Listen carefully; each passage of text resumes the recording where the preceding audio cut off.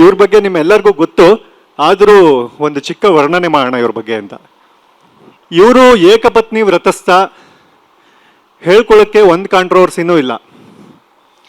ವಿದ್ಯಾವಂತ, ಬುದ್ಧಿವಂತ, ಹಣವಂತ, ಗುಣವಂತ, ಶೀಲ ಅಂತ ಒಬ್ಬರು ಫ್ರೆಂಡ್ ಇದ್ರು ಇವ್ರ ಕಾಲೇಜಲ್ಲಿ ಅಂತ ಹೇಳಕ್ಕೆ ಬಂದೆ.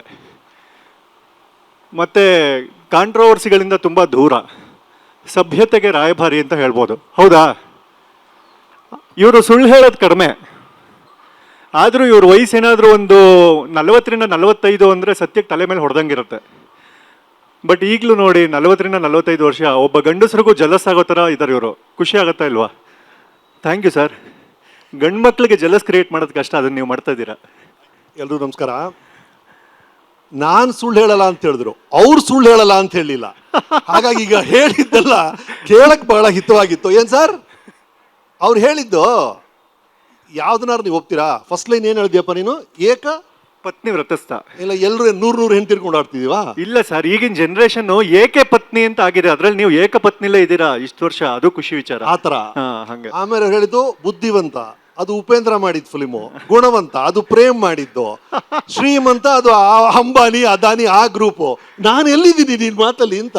ಇರೋದು ಒಂಚೂರು ಅಡ್ಜಸ್ಟ್ ಮಾಡ್ಕೊಳ್ಳಿ ಸರ್, ಬರ್ಕೊಂಡ್ ಈ 60 ಪೂರ್ತಿ ಅಂದ್ಯಲ್ಲ, ಅದೇನದು ಅಂದ್ರೆ ನೆನ್ನೆ ಪಾರ್ಟಿಯಲ್ಲಿ ಸಿಕ್ಕಿದ್ದ ಅವನ್ 60 ಪೂರ್ತಿ 3 ಸಲ, ನಮ್ದು 30 ಪೂರ್ತಿ 2 ಸಲ. ಅದ್ರ ಬಗ್ಗೆ ಮಾತಾಡ್ತಿದ್ದಾನೆ ಅನ್ಸುತ್ತೆ ಅಲ್ವೇನಪ್ಪ? ಬಟ್ ಏನೇ ಆಗ್ಲಿ ಸರ್, ನೀವೇನಾದ್ರೂ ಹೇಳಿ, ಹೆಂಡ್ತಿನ ಪ್ರೀತಿಸೋ ವಿಚಾರದಲ್ಲಿ ಇವ್ರು ಯಾವಾಗ್ಲೂ ಎತ್ತಿದ ಕೈ. ಏಕಪತ್ನಿ ವ್ರತಸ್ಥ ಅನ್ನೋದನ್ನ ಯಾವಾಗಲೂ ಪ್ರೂವ್ ಮಾಡ್ತಾರೆ. ಆನ್ ಸ್ಕ್ರೀನಲ್ಲಿ ಆಫ್ ಸ್ಕ್ರೀನಲ್ಲಿ ಎರಡೂ ಕಡೆ. ಎಷ್ಟು ಸಿನಿಮಾಗಳಲ್ಲಿ ಇವ್ರು ಹೀರೋಯಿನ್ ಬೇಡ ಅಂತ ತ್ಯಾಗ ಮಾಡ್ಬಿಡ್ತಾರೆ ಹೇಳಿ. ಹೀರೋಯಿನೇ ಸಿಗಲ್ಲ ಇವ್ರಿಗೆ. ಆಗ ನೆನಪಾಗತ್ತೆ ಇವ್ರಿಗೆ, ನನಗೆ ಮದುವೆ ಆಗಿದೆ, ಬೇಡ ಹೀರೋಯಿನ್ನು ಅಂತ. ಎಲ್ಲ ಸಿನಿಮಾದಲ್ಲೂ ಇವರು ತ್ಯಾಗ ಮಾಡಿರೋದ್ರಿಂದ, ಇವರು ತ್ಯಾಗರಾಜ ಆಗಿರೋದ್ರಿಂದ ಈ ಕಾರ್ಯಕ್ರಮಕ್ಕೆ ನಾವು ತ್ಯಾಗರಾಜರ ಆರಾಧನೆ ಅಂತ ಹೆಸರಿಟ್ಬಿಡೋಣ ಅಂತ. ಏನಂತೀರಾ? ಓಕೆನಾ ಸರ್ ನಿಮ್ಗೆ? ಅಲ್ಲಿ ಏನದು ಮೇಡಮ್ ತುಸಾದ್ ಬ್ಯಾಸ್ ಮ್ಯೂಸಿಯಂ ಇರುತ್ತಲ್ಲ, ಅಲ್ಲಿ ಆ ಆರ್ಟಿಸ್ಟ್ಗೆ ತಕ್ಕಂತೆ ಪ್ರತಿಮೆಗಳೆಲ್ಲ ಮಾಡ್ತಾರೆ. ನಮ್ದೊಂದು ವ್ಯಾಕ್ಸ್ ಸ್ಟ್ಯಾಚ್ಯೂ ಮಾಡಿ ಕೈಯಲ್ಲಿ ಒಂದು ತಂಬೂರ ಕೊಟ್ಬಿಟ್ಟು ನಿಲ್ಲಿಸ್ಬಿಡಿ. ಅಲ್ಲ, ಈ ತ್ಯಾಗರಾಜ ಅಂತ ಇದು ಬಂದಿದ್ದು 97 ಅಲ್ಲಿ 9 ಚಿತ್ರಗಳು ಸತತವಾಗಿ ಹಿಟ್ ಆಯ್ತಲ್ಲ. ಆ ಟೈಮಲ್ಲಿ ನನಗನ್ಸುತ್ತೆ ಜನ ಮತ್ತೆ ಒಂದು ಪಿಕ್ಚರ್ ಹಿಟ್ ಆಗೋದು, ಮತ್ತೆ ಇನ್ನೊಂದು ಪಿಕ್ಚರು, ಮತ್ತೆ 9 ಸಲ ಇವ್ರು ಒಂದೊಂದು ಸಲನೂ ಬರ್ತಾ ಇದ್ದಿದ್ದು. ಈ ಸಲನಾರು ಹುಡುಗಿ ಸಿಗುತ್ತಾ ಇವನಿಗೆ ನೋಡೋಣ ಅಂತ ಬರೋರು ಅನ್ಸುತ್ತೆ. ತ್ಯಾಗರಾಜ ಅನ್ನೋ ಟೈಟಲ್ ಬಂದಿದೆ ಕನ್ನಡಪ್ರಭ ಅಲ್ಲಿ.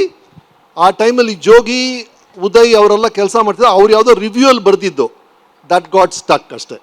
ತುಂಬ ಇಂಟರ್ವ್ಯೂಗಳು ಕೊಟ್ಬಿಟ್ಟಿರ್ತೀರಾ ನಿಮ್ಮ ಲೈಫಲ್ಲಿ. ಹಾಗಾಗಿ ಏನಾದ್ರು ಕೇಳಬಾರ್ದು ಅನ್ನೋ ಪ್ರಶ್ನೆ ಇದ್ರೆ ಅದನ್ನ ಮುಂಚೆನೇ ಹೇಳಿದ್ರೆ ಅದನ್ನ ಕೇಳಲ್ಲ ಸರ್. ಕೇಳಬಾರ್ದು, ಹೇಳಬಾರ್ದು, ನೀವು ಡಿಸೈಡ್ ಮಾಡಿ. ಇರಬಾರ್ದು, ಇಲ್ಲಿ ಇರಬಾರ್ದು, ನಾವು ಡಿಸೈಡ್ ಮಾಡ್ತೀವಿ. ನೀವೇನ್ ಬೇಕಾದ್ರೂ ಕೇಳ್ಬೋದು.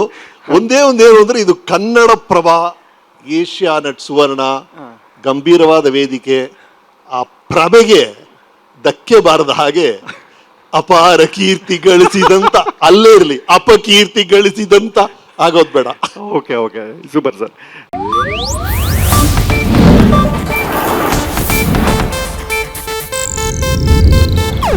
ಇದು ಏಷ್ಯಾನೆಟ್ ನ್ಯೂಸ್ ನೆಟ್ವರ್ಕ್ ಪ್ರಸ್ತುತಿ.